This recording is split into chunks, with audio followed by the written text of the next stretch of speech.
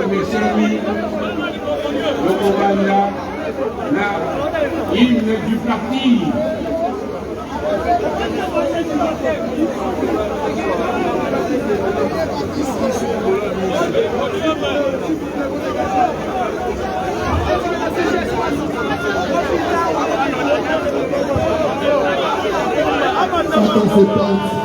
Sans anniversaire.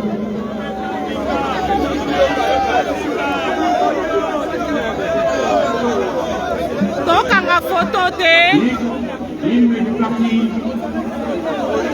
Ah! Madame, n'est pas dans ma photo.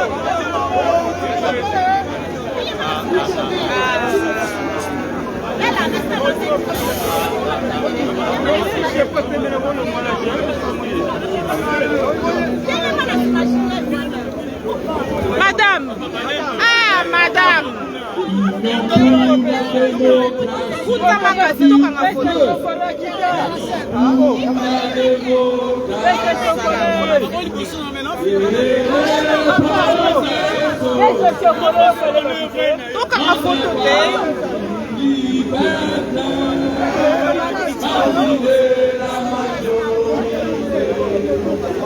Ils ont pour la démocratie et le progrès social. Notre parti libérateur, parti de la majorité, il devait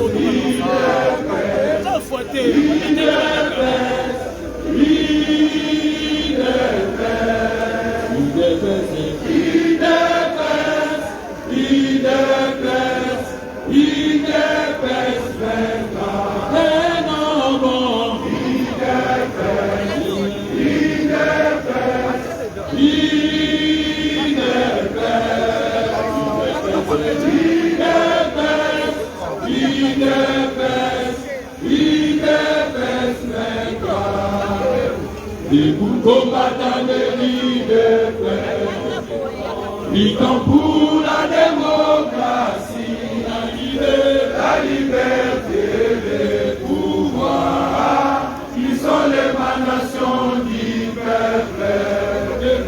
Debout combattant de liberté, luttant pour la démocratie, la liberté, les pouvoirs, ils sont l'émanation du peuple.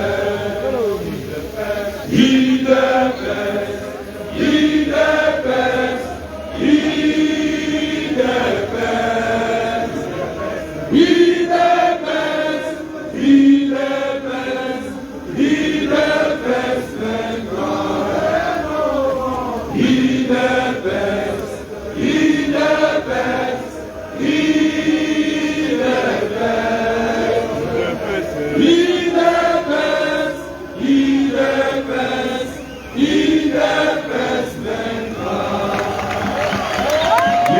Merci, Amanso, Aboko, Madame Boko, Tunaniko, l'État, Bonne de la place, Attends. Il a fait son dépôt en live.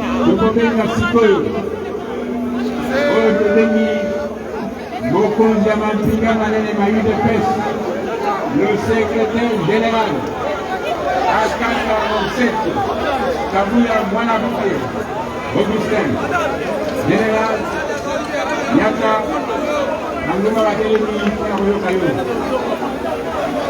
Ozali Koloba, Ezali conférence de presse, Bandeko,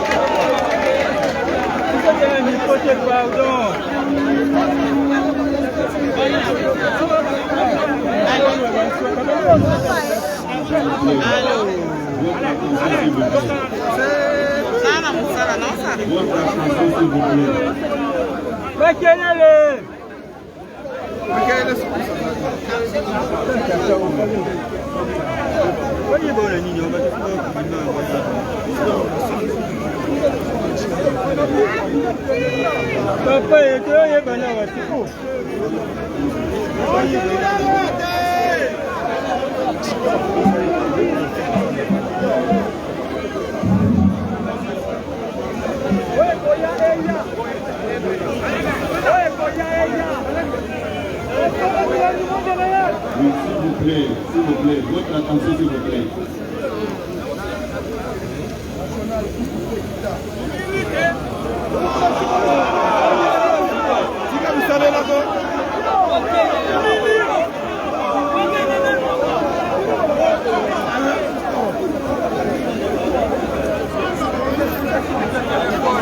Regardons l'essentiel maintenant, s'il vous plaît.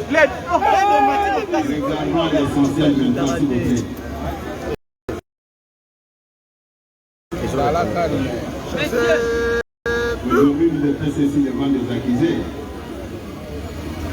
Nous voulons aussi apporter notre son de cloche devant nos amis de la presse. C'est la raison pour laquelle de ces jours, je vous prie de vous tenir debout en observant une minute de silence en mémoire de nos frères et sœurs de l'Est.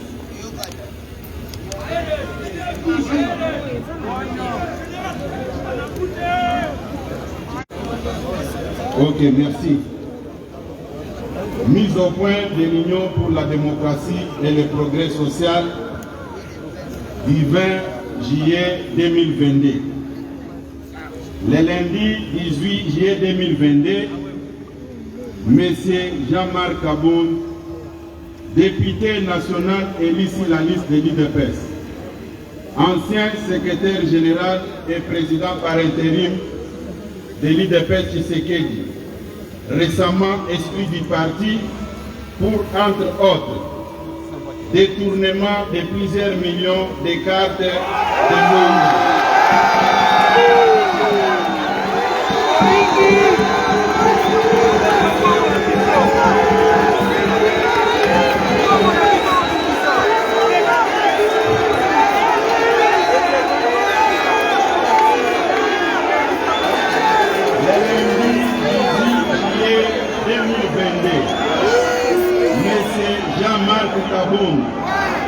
Député national, élu sur la liste de l'UDPS, ancien secrétaire général et président par intérim de l'UDPS Tshisekedi, récemment exclu du parti pour, entre autres, détournement de plusieurs millions de dollars, des cartes de membres et des cotisations,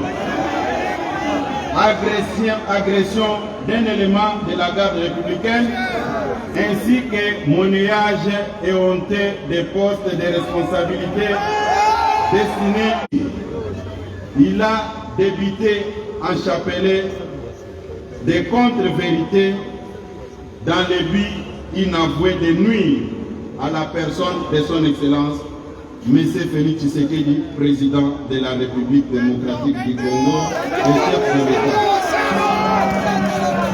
Comme tout le monde peut s'en rendre compte aujourd'hui, ce coup médiatique a été un non-événement qui ne mérite pas d'accaparer l'attention du public. Ça a été un coup de pétard mouillé et une nuée de fumée déjà engloutie dans l'atmosphère.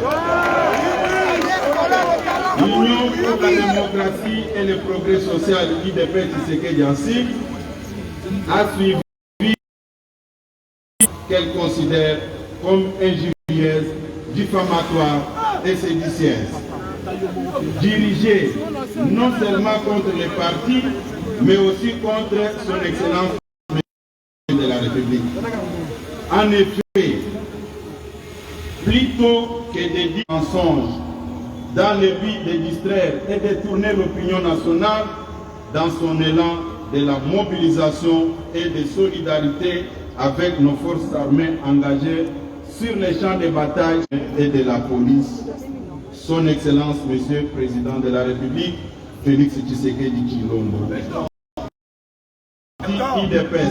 qui lui a tout donné. Dans les lignes qui suivent, nous vous exposons la personnalité de M. Jean-Marc Aboun pour vous permettre que j'ai un justicier qui non seulement s'est donné l'audace d'interpeller les gens, mais aussi infliger, sans titre ni qualité, des châtiments corporels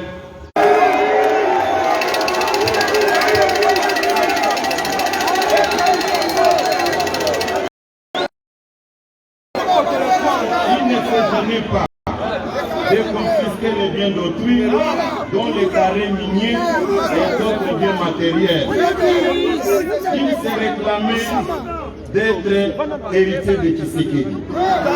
Tous les combats menés par Étienne Tshisekedi, provoquant la sainte colère de Jean-Marc, ses comportements barbares et immoraux. Mais son comportement barbare et immoral ne discréditait pas seulement son auteur, mais aussi le parti qui se trouvait par ces faits mis en marge de l'idéal de l'état de droit prôné par nos pères fondateurs, dont notamment enrichissement personnel rapide et sans cause, insolence et la délinquance politique, ainsi que les manipulations tribales au sein du parti. Les derniers méfaits visibles et connus de M. Jean-Marc Kabunda, qui lui a valu l'exclusion de l'UDPS, n'est pas une quelconque contradiction idéologique ou politique avec le chef de l'État, Félix Tshisekedi. Moins encore avec les instances du parti dont il assurait personnellement de manière autocratique la direction, mais plutôt sa délinquance qui l'a conduit à humilier publiquement par les canaux de ses gardes du corps un membre de nos forces armées, plus précisément un élément de la garde républicaine. Ayant étalé constamment son immoralité sur la place publique, son incapacité à vivre dans la société des personnes civilisées et son refus de se soumettre aux valeurs de la social-démocratie, l'UDPS avait choisi de chasser Sir Jean-Marc Kabunda de ses rangs pour préserver les acquis.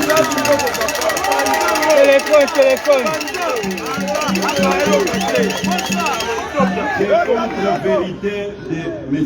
Jean-Marc Kabunda sur le prétendu stagiaire et justicier qui serait au sommet de l'État, venu à la tête du parti dans les conditions que tout le monde connaît et sur lesquelles je reviendrai brièvement ici. Jean-Marc Kabunda n'avait assumé aucune fonction publique dans sa vie. Il s'est tout de suite retrouvé vice-président de l'Assemblée nationale.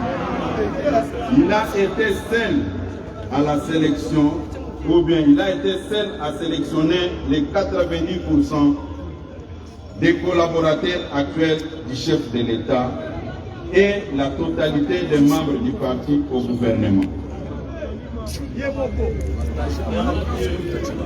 À les qualifier des stagiaires, soit qu'il les avait sélectionnés à dessein pour nuire au mandat de l'UDPS et de son Excellence, Monsieur le Président de la République, à la tête du pays.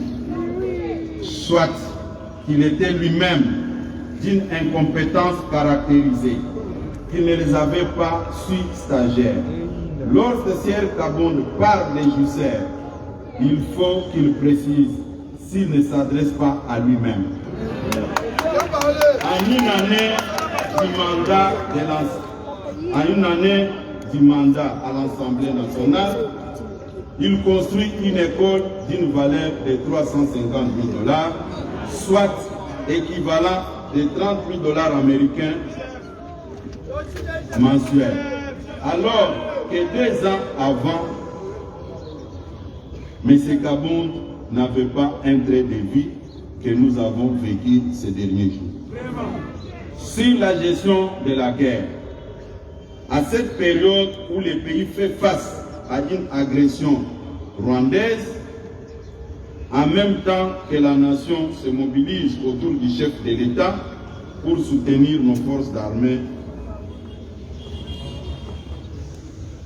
l'UDPS est surprise par les déclarations tapageuses et irresponsables débutées par Sir Jean-Marc Kabunda, affirmant sans preuve que le régime Tshisekedi n'a rien investi dans l'armée. Par ses déclarations, M. Jean-Marc Aboun a montré clairement son acquaintance avec les ennemis de la République et devrait désormais être traité des traîtres de la nation. Car, plus que jamais, notre armée n'a jamais occupé les centres de préoccupation de nos dirigeants plus que maintenant. Les militaires sont recrutés, formés, équipés. Des efforts visibles sont consentis pour améliorer leurs conditions de vie. J'en passe. Sur les prétendues faibles mobilisations des recettes. En ce qui concerne les finances publiques, depuis 2019, le budget de l'État a subi chaque année de fortes mutations en termes d'amélioration des performances dans le recouvrement des recettes publiques et dans les dépenses sociales. Des 3 milliards de dollars du niveau de réalisation des assignations budgétaires avant 2019, soit la moyenne de 40%. Le budget de l'État est en train d'essayer autour de 10 milliards de dollars, soit plus de 3 fois. Plus de 3 fois de la situation de 2018, avec une mobilisation dépassant largement 100% de prévention dans un contexte de récession mondiale liée notamment au Covid-19 et la guerre en Ukraine. Les stocks des réserves d'échange international est en fort accroissement de 800 millions en 2018.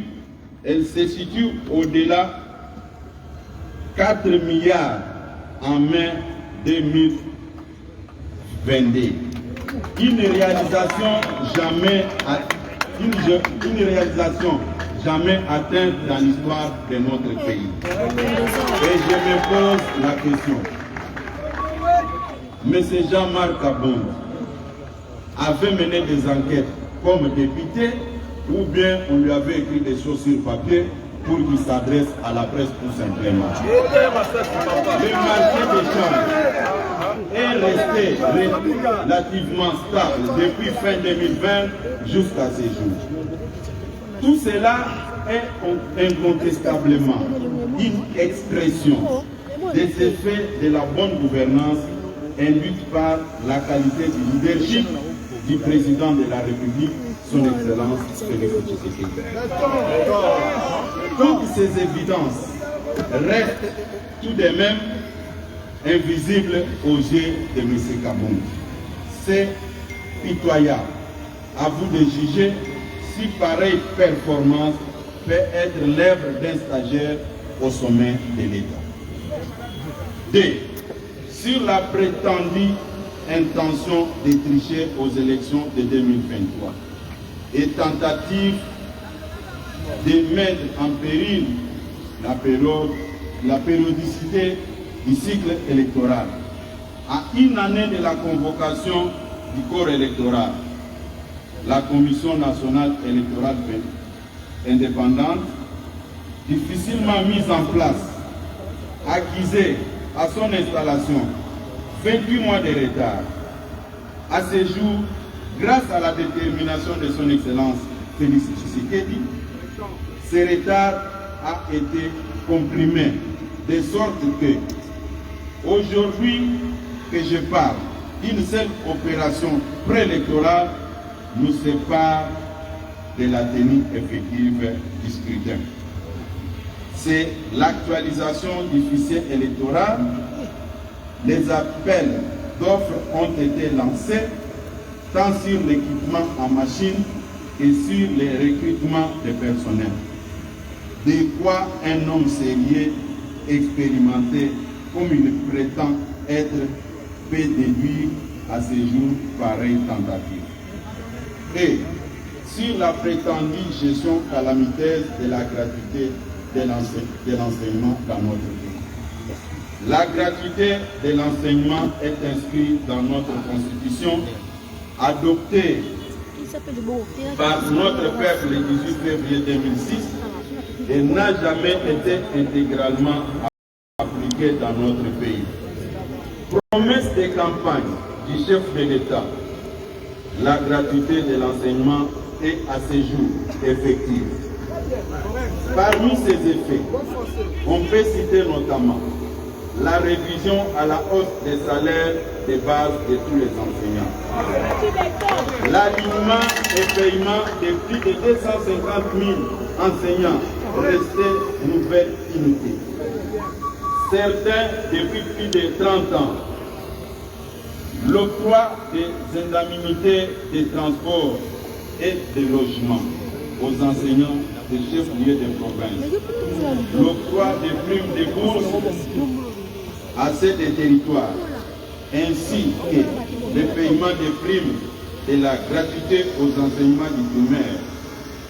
Par conséquent, le salaire d'un enseignant est passé de 168 728 francs congolais à 381 577 francs congolais, soit une augmentation de 126%. F. Sur le dossier RAM, registre des appareils mobiles, a été institué dans notre pays par le décret du Premier ministre numéro 012 par 15 du 20 février 2012. À cette époque, Tshisekedi était dans l'opposition. C'est pourquoi, avant de s'adresser au public, il faut mener des enquêtes et amener des chiffres. Et ce sont des chiffres qui peuvent parler au lieu de laisser des plumes pour rien.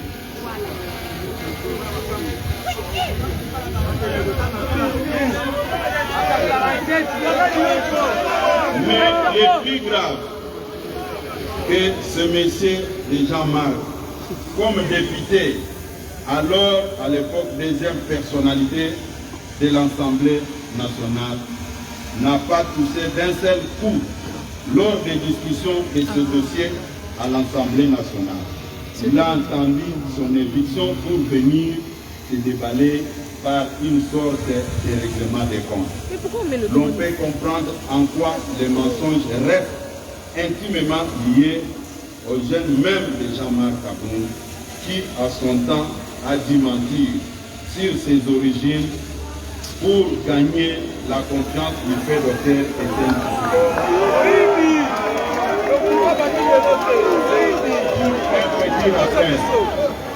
Le monsieur, quand il est arrivé ici, il s'est fait passer pour un Katangé Kaloundé au moment où il était originaire des territoires de Luisa. Le deuxième élément, des fils de son état, il avait menti encore qu'il était licencié en relations internationales.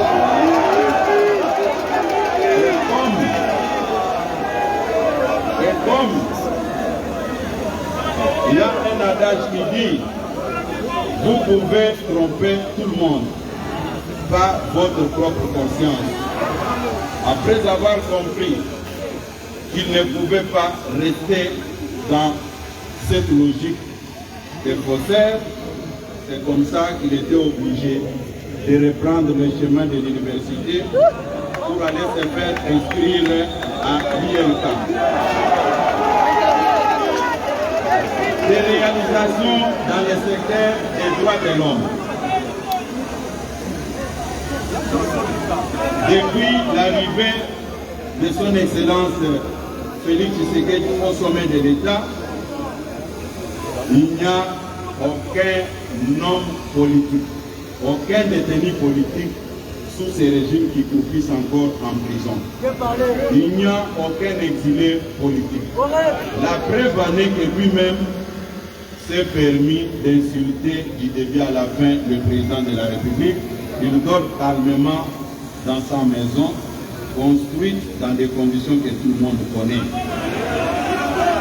Et les images de son speech étaient diffusées sur la chaîne nationale. C'est-à-dire, la démocratie se porte bien en République démocratique. Sur le plan diplomatique, retour de la RDC dans les concerts des nations. Le leadership de son Excellence Félix Tshisekedi était confirmé lors de sa prise de fonction au sommet de l'Union africaine. Aujourd'hui, il préside la CAC que tout le monde connaît. De telles réalisations ne pouvaient pas pousser un monsieur qui réfléchit de l'échec sur le plan diplomatique. Plusieurs conflits, plusieurs dossiers ont été traités. On trouvait même des réponses sous le leadership de Félix Tshisekedi à la tête de l'Union africaine. D'autres réalisations au niveau de la fonction publique que j'allais oublier. À titre d'exemple, un huissier retraité pouvait toucher 8 000 francs congolais par mois. Avec Félix Tshisekedi, ce salaire est passé de 8 000 francs à 87 000 francs. Un directeur chef de service retraité pouvait toucher 12 000 francs par mois.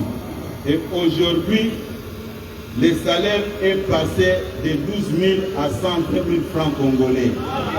C'est-à-dire de 300% à 800%. Cette majoration ne dit rien devant M. Kabound.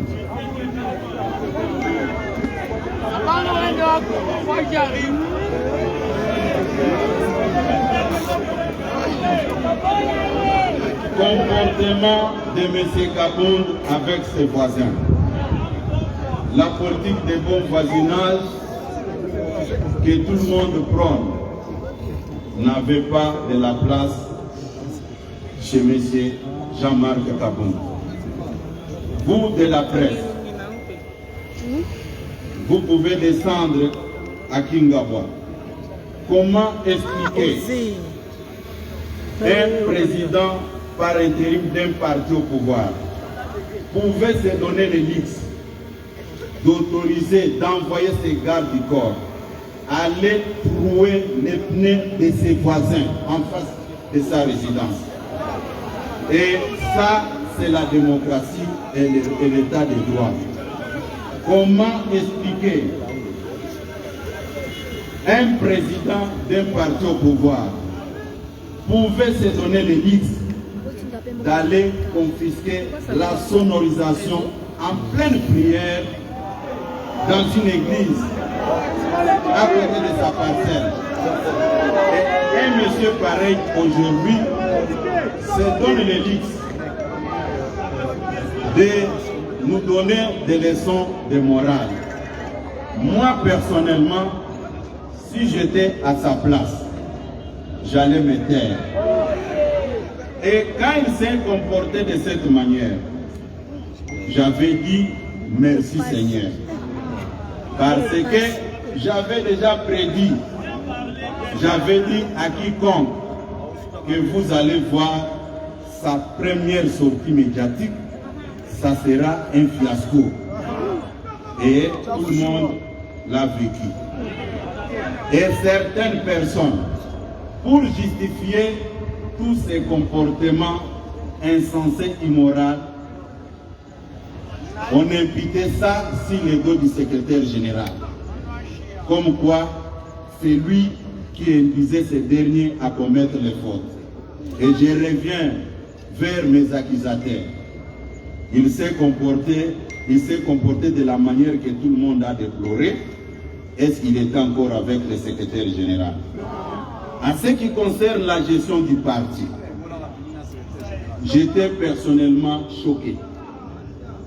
Tout le monde sait que pour nommer les comités fédéraux, c'est le secrétaire général qui propose. Mais je prends à témoin les responsables des départements qui sont assis derrière moi, tous les comités fédéraux que vous avez vus dans les réseaux sociaux. Est-ce que c'était l'œuvre du secrétaire général ou encore moins l'œuvre du département de l'organisation? La réponse est non. C'est la raison pour laquelle vous allez constater dans les nominations, il y avait des policiers, des militaires, des morts, les gens d'autres formations politiques. Et aujourd'hui, chercher à s'en prendre au chef de l'État parce que le parti vous a mis à l'écart, c'est de la malhonnêteté. La frustration de M. Kabound dans sa gestion. Comment expliquer il pouvait se permettre d'aller proposer au chef de l'État des mises en place dans l'armée, dans la police et dans le service de sécurité au moment où il n'avait pas qualité. Et il sait que le chef de l'État lui avait retourné avec ses propositions. Et je peux vous dire, c'est parmi les éléments qui avaient créé des frustrations. Moi, je vous dis ici, il va suivre cette mise au point. Il y a des gens qu'il a recrutés qui ne connaissent absolument rien. Au moment où il avait quitté le parti, il pouvait se concentrer à créer son parti sans faire le bruit. Mais il a perdu 6 mois.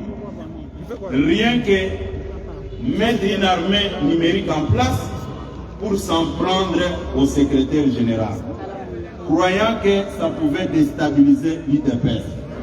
Et c'était une peine perdue quand il s'est rendu compte que cette démarche ne pouvait rien apporter. C'est comme ça qu'il s'est précipité, sachant qu'il n'a pas une base électorale. S'il y a élection aujourd'hui, il ne sera pas en mesure d'aligner les candidats. Il ne sera pas en mesure d'aligner les candidats à tous les niveaux. C'est comme ça qu'il a créé cette diversion en trompant l'opinion que le chef de l'État était en train de préparer une tricherie. J'étais avec lui dans tous les rendez-vous avec le chef de l'État. Je sais ce que je parle. Ce n'est pas pour rien que vous m'aviez vu ici initier des consultations avant de mise en place dans des entreprises publiques. Et ce qu'il a dit, personnellement, je suis au regret. Depuis qu'il avait quitté le parti, je disais à tout un chacun, calmez-vous, ça ne sert à rien de revenir sur le passé. Mais comme il a osé ouvrir ces chapitres, je me vois dans l'obligation de restituer la vérité à notre base.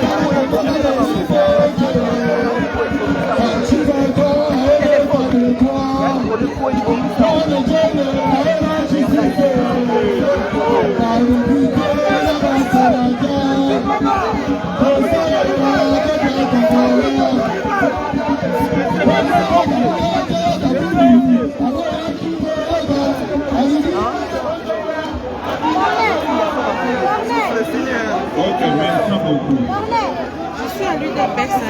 J'aimerais apporter encore une précision. S'il vous plaît, quand j'ai évoqué les problèmes de mise en place au niveau de nos fédérations, je voulais apporter une précision détail. Ce n'est pas que le secrétaire général et le département de l'organisation n'avaient rien fait. On avait mis toutes nos énergies en place pour proposer des comités fédéraux à sa signature. Malheureusement, après avoir terminé le travail, vous pouvez vérifier l'information. Il nous a manqué du respect. Il a pris ce travail, il a mis dans son tiroir, il a convoqué son petit staff pour faire le travail que nous on avait fait pendant 1 mois et demi. Et quand les gens sont venus me voir, je leur ai dit ceci: laissez le temps au temps. Nous allons marcher avec ce que lui va nous proposer. Et c'est connu de tout le monde. Un jour, un de mes adjoints est revenu d'une mission. Il est là, le secrétaire général adjoint Théophile. Il m'a fait un rapport que moi-même, je n'ai pas voulu approuver pour sauvegarder son image. Ce n'est pas que j'avais peur, mais je voulais sauvegarder la stabilité et l'unité au Seigneur. La connexion va couper. Malheureusement, notre gentillesse lui a cru, c'était un signe de faiblesse. Il y a beaucoup de choses et je vous promets ici, devant la presse. Comme lui a choisi la voie de s'en prendre au chef de l'État, il faut que tout le monde le sache. Il faut que tout le monde le sache aujourd'hui. Une fois élu premier vice-président de l'Assemblée nationale, si nous pouvons faire les calculs, il ne mettait plus encore ses pieds ici pour diriger le parti. Il dirigeait le parti au téléphone. Il prenait des décisions au téléphone. C'est moi, votre humble serviteur, qui avait pris la charge de garder cette base qui est aujourd'hui devant nous. Et il pensait dresser la base contre les chefs de l'État. Lui réfléchissait et moi aussi je réfléchissais. Aujourd'hui, la base est restée derrière les chefs de l'État.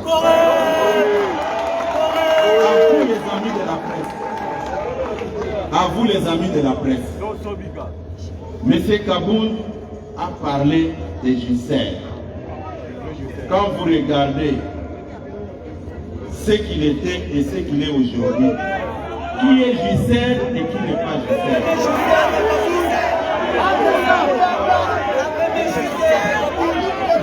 Chers amis de la presse, là où moi je n'étais pas d'accord avec vous, M. Kaboun s'est permis de vous importuner. Quand il a évoqué l'aspect des réalisations des recettes, mais il fallait qu'il vous présente les chiffres comme je l'ai fait maintenant.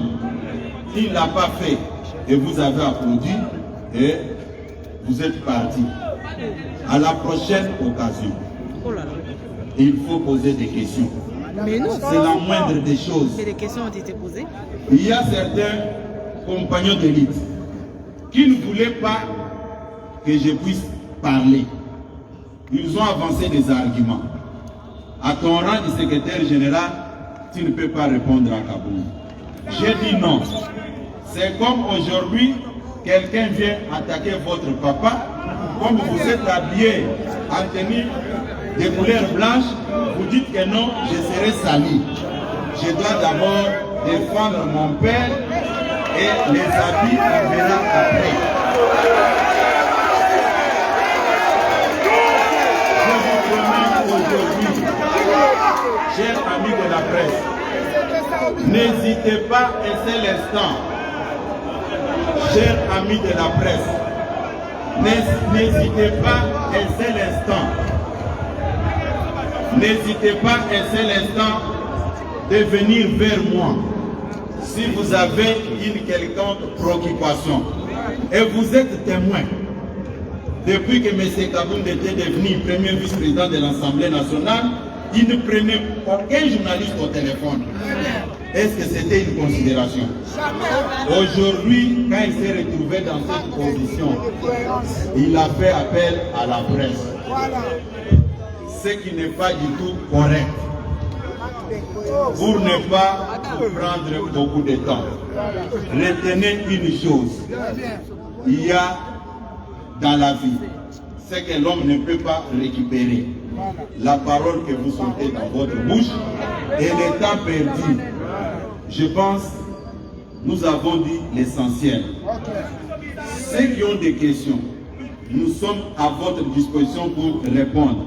Si vous constatez que la matière a été bien transmise, vous allez me libérer calmement et partir.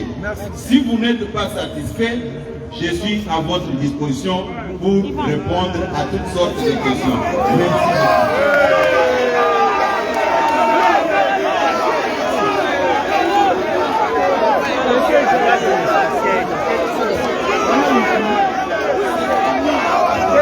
Et ça est bien. Comme vous-même vous avez reconnu que la matière a été bien transmise, je veux vous souhaiter un bon retour et le Seigneur Dieu Tout-Puissant vous bénisse et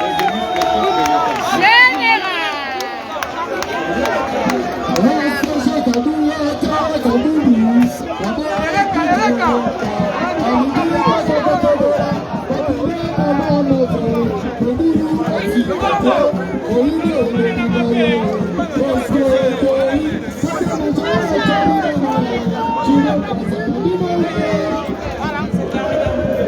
On prend la moto. On prend la moto parce que là, la moto. On prend la moto.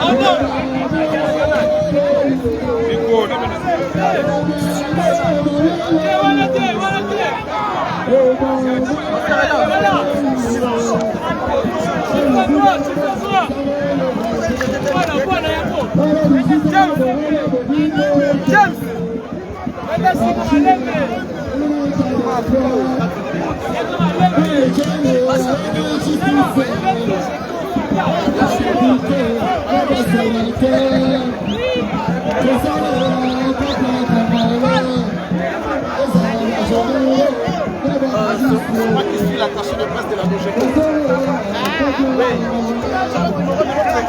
Parce que des fois, il est dans les couilles d'ailleurs. Et je souhaite. D'accord. D'accord.